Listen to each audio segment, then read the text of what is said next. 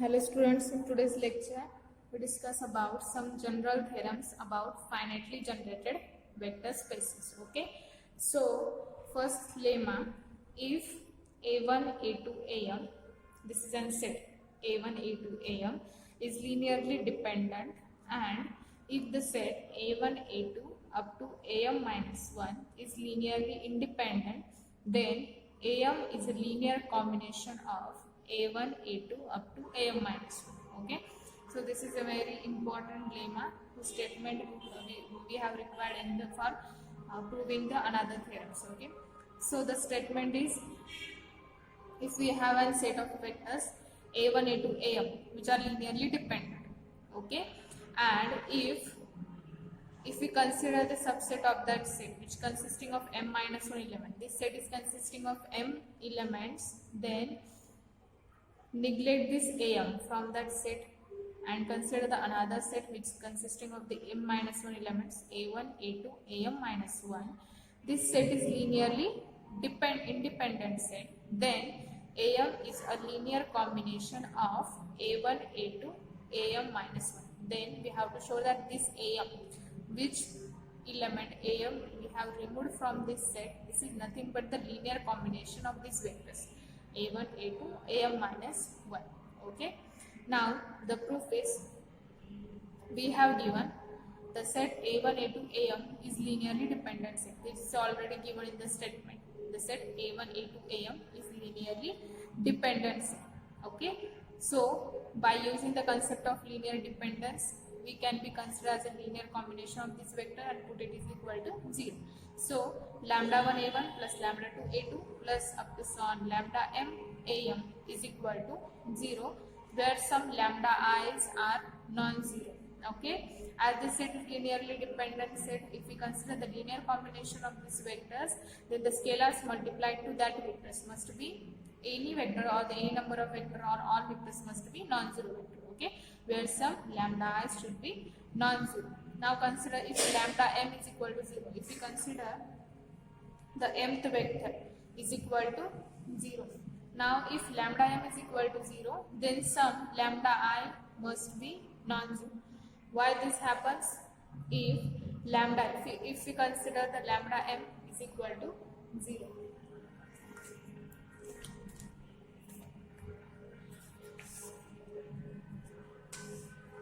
Now here we have given, if we consider lambda m is equal to 0, we have the linear combination. What is the linear combination? Lambda 1 a1 plus lambda 2 a2 plus up to so on lambda m am is equal to 0. Now if lambda m is equal to 0, then put lambda m is equal to 0 in this linear combination, we get lambda 1 a1 plus lambda 2 a2 up to so on. As lambda m is equal to 0, it's lambda m minus 1 am minus 1 is equal to 0. The last element must be 0, therefore we get this linear combination. Okay, now but we have given, what we have given, this linear combination of these vectors a1 a2 am minus 1, this vector, this set of vector is linearly independent vector. Therefore as this set of, as these vectors are linearly independent vectors, implies that this scalars, all scalars must be 0. Okay, therefore all lambda i's is equal to 0 for I running from 1 to up to so on m minus 1. Okay, if we consider lambda m is equal to 0, then all the scalars, this linear combination is equal to 0, but we know that this set of vectors is linearly independent. As this set of vectors is linearly independent, therefore all the scalars must be 0. Therefore lambda is equal to 0 for I running from 1 to up to m minus 1. Okay, so then some lambda I must be non-zero, but as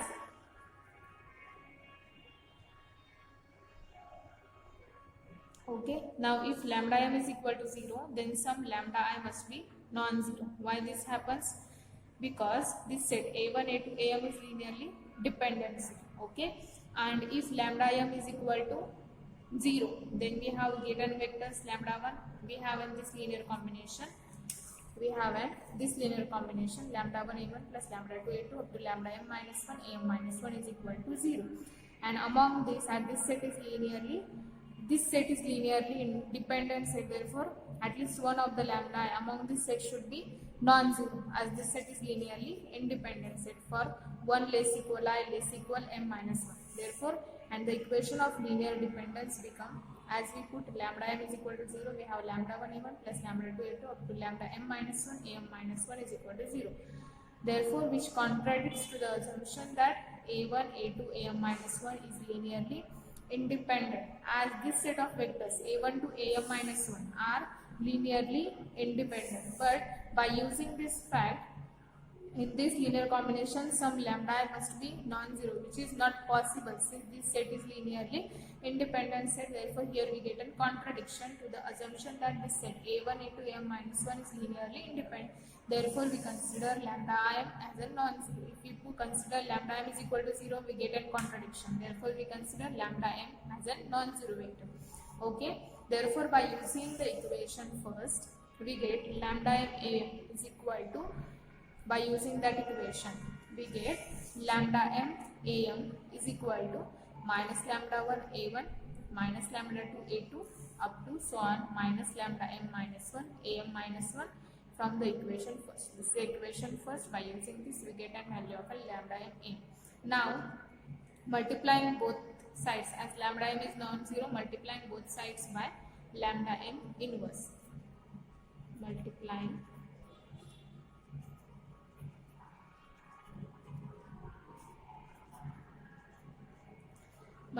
both sides by lambda m inverse. We are multiplying here by lambda m inverse.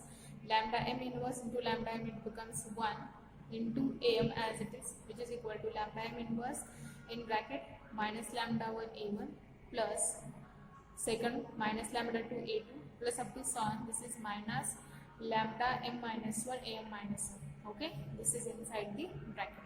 Then am is equal to, therefore from this am is equal to summation. If we multiply lambda m inverse to each term, we get this term is nothing but minus lambda m inverse, as this is a minus sign, minus lambda m inverse lambda I into ai for I running from here 1 to up to son, I running up to m minus 1, from 1 to m minus 1. Okay, so where summation I is running from 1 to m minus 1. Okay, so am is equal to summation I running from 1 to am minus 1 minus lambda m inverse lambda I into a.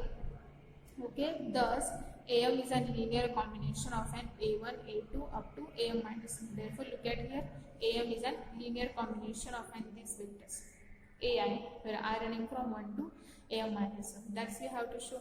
Okay, therefore from this we show that am is a linear combination of the a1 into am minus 1. So the proof of this theorem.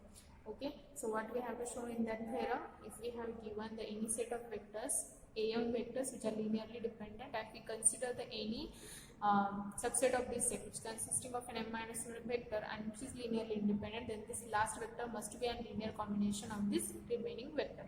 Therefore, by using this fact, we can show that am is a linear combination of the vectors a1, a2 up to am minus 1.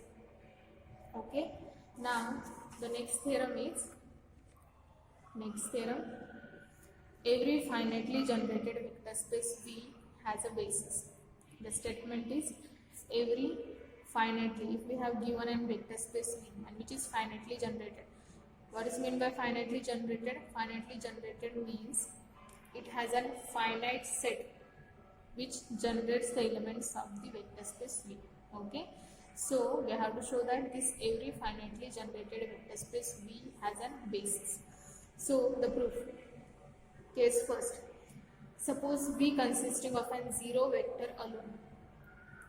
In case first, if we consider V consisting of a zero vector alone, V is consisting of a singleton element and this element must be 0, then the zero vector spans V, as V is consisting of a single vector 0, therefore 0 is a linear combination of a zero element, therefore zero vector spans V, but cannot be an basis.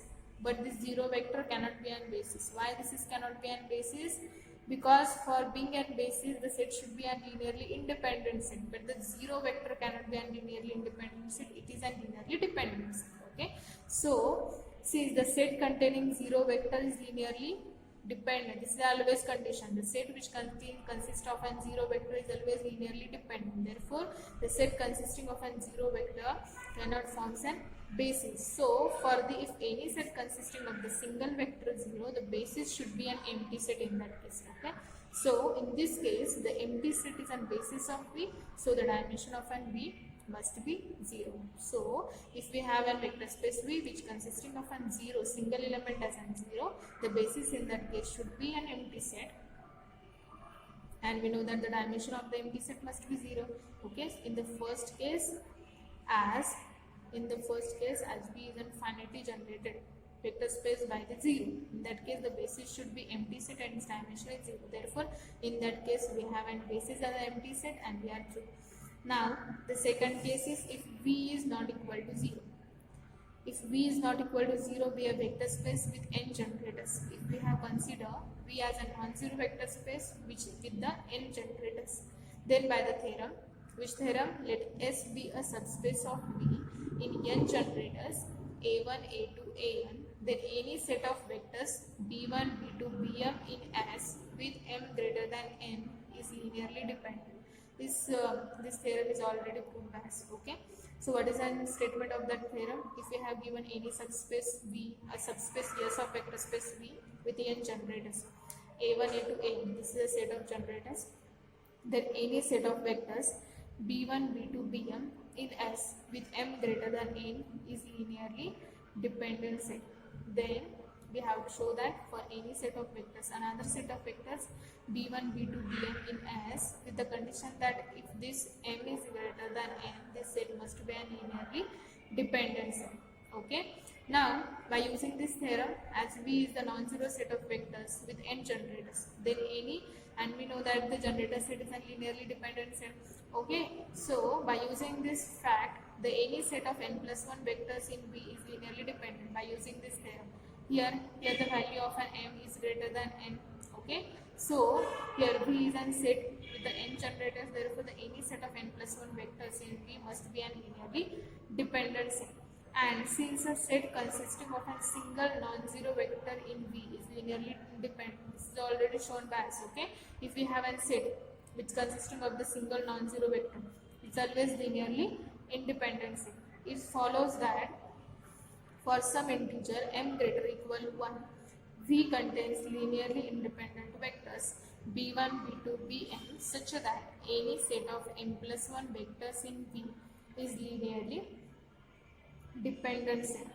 Therefore, it follows that for some integer m greater or equal 1, if we consider the some integer which is greater than 1, V contains linearly independent vectors B1, B2, Bn such that any set of m plus 1 vectors in V is linearly dependent set. Therefore, if we have considered any set B1, B2, Bn and which is linearly independent set, if we add the any element of this, as this set is consisting of an m elements and we add any element to this, it becomes a linearly independent set.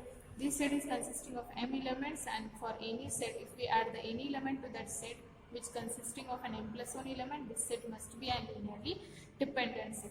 Now, we consider this set as a linearly independent set, then we have to show that in that case, this set must be a function basis of the V. Therefore, now we prove that B1, B2, Bm is an basis of V. For this, it is sufficient to show that for B belongs to V, that B belongs to span of B1 to Bm. As for showing the basis, we have to show that this set must be linearly independent, and the second case must be the set should span V. As we already considered this set as a linearly independent, therefore the first condition is already satisfied. Now the second condition we have to show this set should be span V.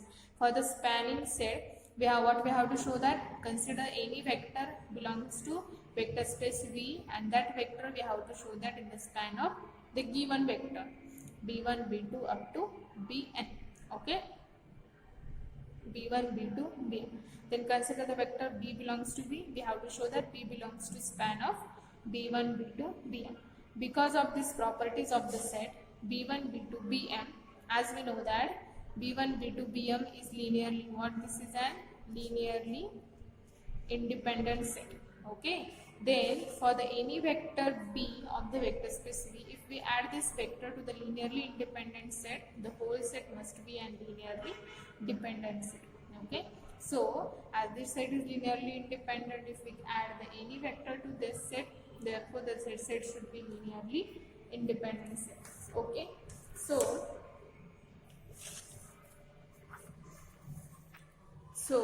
since B1, B2, Bn is linearly independent, therefore by previous lemma implies that B belongs to span of B1, B2, Bn. Therefore by using a previous lemma, what is a previous lemma?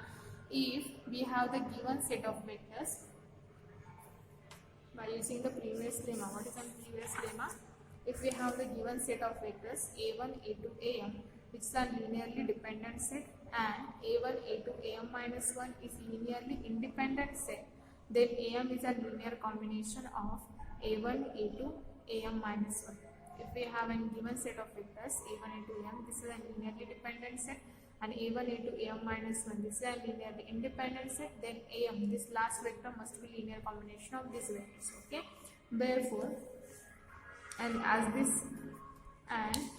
in this case we know that b1, b2, bn is linearly independent set, but this set is linearly dependent set, therefore this last vector must be a linear combination of this m vectors. Okay. This is implies that by previous lemma B belongs to span of B1 to Bn, and hence this can there be every vector of the vector space V can be written in the linear combination of these m vectors B1, B2, Bm. Also this vector set of vectors is linearly independent, implies that this set of vectors can form some basis of the vector space V, and therefore hence the proof. That's we have to show every finitely generated vector space has a basis. Okay. Therefore in that case, first of all, in first case we consider V as a singleton 0. This is the first case. In the case of if V is a singleton 0 only consisting of a 0 element, in that case the empty set must be a basis. Okay. And if we consider V is not equal to 0 with consisting of an n generators, in that case we also prove that the set has a basis. Okay. That's we have to show in that theorem every finitely generated vector space V has a basis.